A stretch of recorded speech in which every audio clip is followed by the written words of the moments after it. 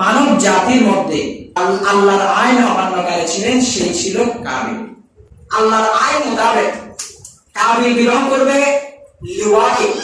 আউযু বিল্লাহি মিনাশ শাইতানির রাজীম। বিফাদলি বিবারাকাতি বিসমিল্লাহির রাহমানির রাহিম।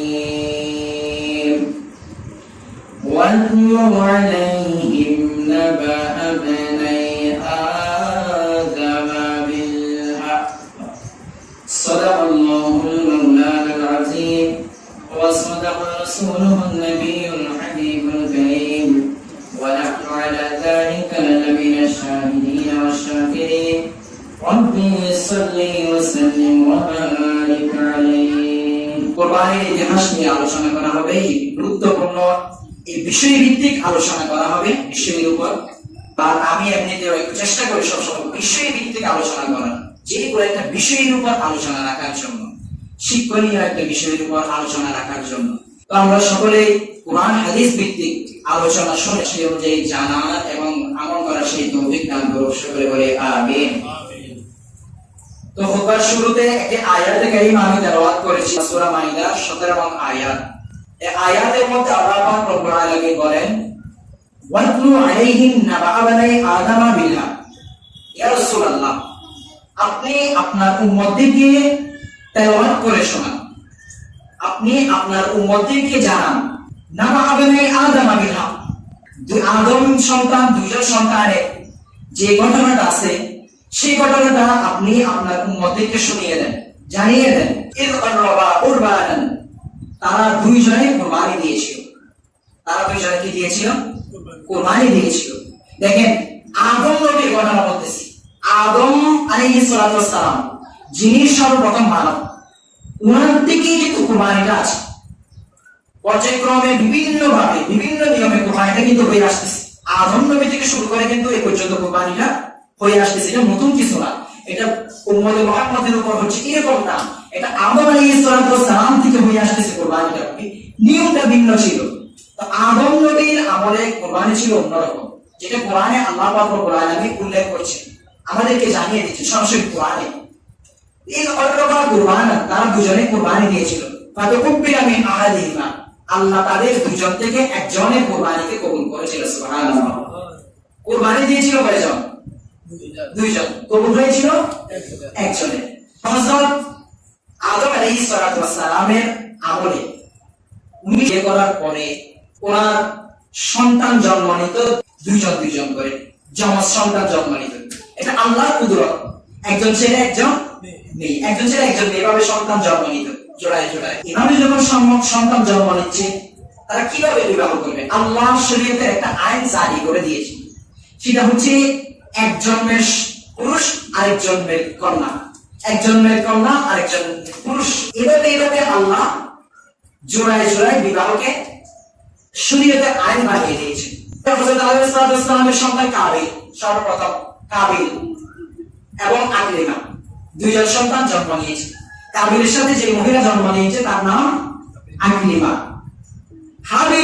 হাবিলের সাথে যে সন্তান, যে কন্যা সন্তান জন্ম নিয়েছে তার নাম লিওয়া, তার নাম লিওয়া। তবে কাবিল আকলিমা, লিওয়া হাবিল, তারা জোড়ায় জোড়ায় জন্ম নিয়েছে। আল্লাহর আইন মোতাবেক কাবিল বিবাহ করবে লিওয়াকে। তার আরেকটা নাম আছে লাবুদা বলা হয়, লাবুদা বা লিওয়া যেটাই হোক। তবে কাবিল বিবাহ করবে আকলিমা, কাবিল বিবাহ করবে লিওয়াকে, হাবিল বিবাহ করবে আকলিমাকে। এখন বেশ লাগছে এখানে কাবিল লিওয়াকে বিবাহ করবে না, কারণ হচ্ছে লিওয়া একটু দেখতে অসুন্দরী ছিল, সুন্দর কম ছিল, আকলিমা একটু বেশি সুন্দরী ছিল, কাবিল তাকে বিবাহ করবে না। এখন হযরত আদম আলাইহিস সালাতু ওয়াস সালাম তার এই কথা মানতে রাজি না, কারণ উনি ছিলেন পয়গম্বর, উনি ছিলেন আল্লাহর নবী, উনি তো আল্লাহ শরীয়তের বিরুদ্ধে যেতে পারেন না। আদম আলাইহিস সালাতু ওয়াস সালাম বলেন, না, কাবিল তোমার লিওয়াকে বিবাহ করতে পারবে। সর্বপ্রথম মানব জাতির মধ্যে আল্লাহর আইন অমান্যকারী ছিলেন, সেই ছিল কাবিল। সে মানবে না শরীয়তের আইন, সে বিবাহ করবে আকলিমাকে।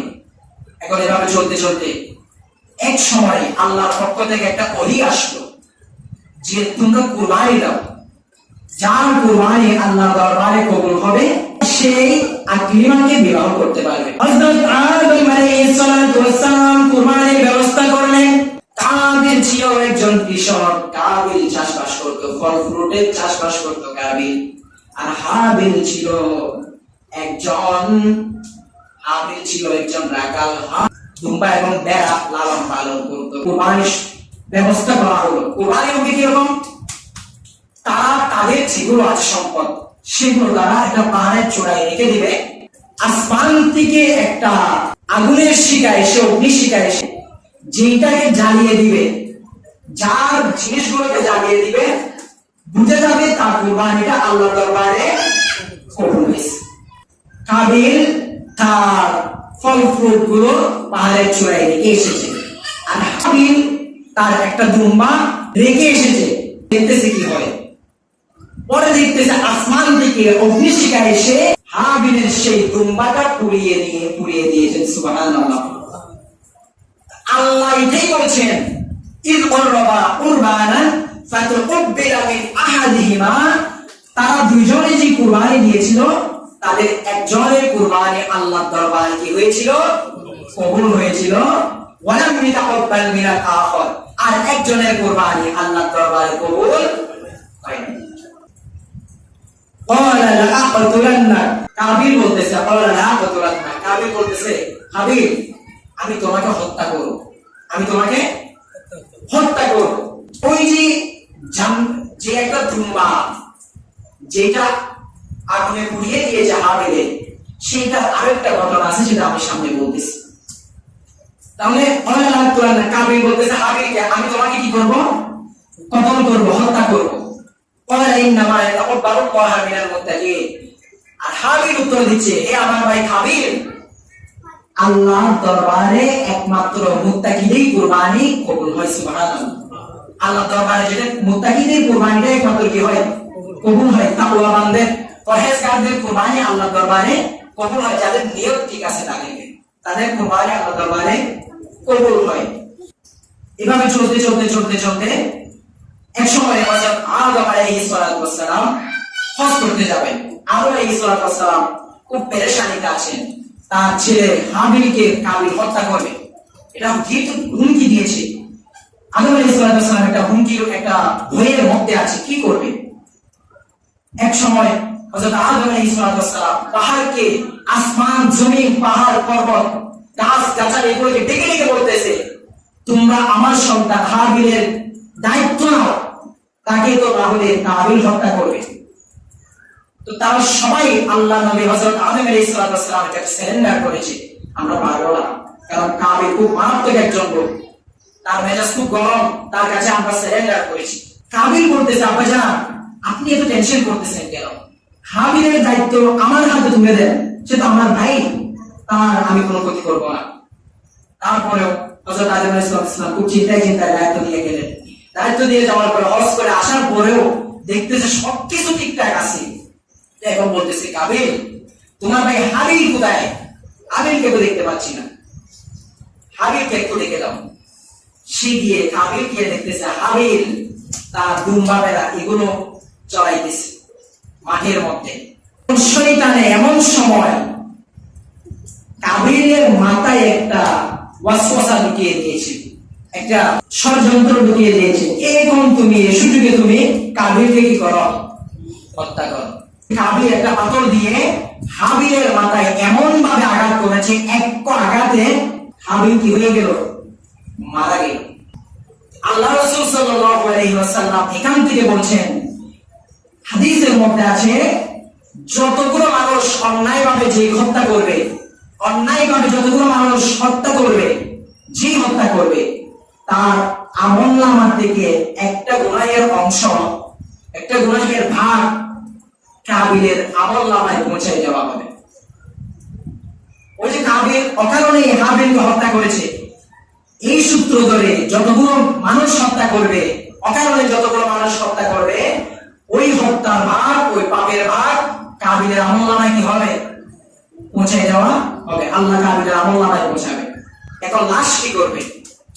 فبعث الله غرابا يبعث في الارض ليريه كيف يواري سوءة اخيه আল্লাহ বলছেন এরপরের ঘটনাটা এখন কাবিল লাশটাকে কি করবে আল্লাহ কোরআনের মধ্যে বলে দিচ্ছেন فبعث الله غرابا يبعث في الارض ليريه كيف يواري سوءة اخيه ওই লাশটাকে কি করবে এটা দেখানোর জন্য আল্লাহ তার কাছে কাবিলের কাছে একটা কাক পাঠিয়েছেন কাক আল্লাহ নিদর্শন দেখাচ্ছেন আল্লাহ কুদরত দেখাচ্ছেন ওই কাক দেখতেছে ওই কাক একটা গর্ত করতেছে গর্ত করে ওখানের মধ্যে আরেকটা কাককে বের ওখানে চাপা দিয়ে দিয়েছে ওখান থেকে বুদ্ধি হয়েছে যে কাবিলে আমার এই বুদ্ধিটা সামান্য বুদ্ধিটাকে কাকের বুদ্ধিও আমার মাথায় নাই তো কি করলো কাবিল মাটি খুঁড়ে ওখানের মধ্যে হাবিলকে কবর দিয়ে দিয়েছে মাটি চাপা দিয়ে দিয়েছে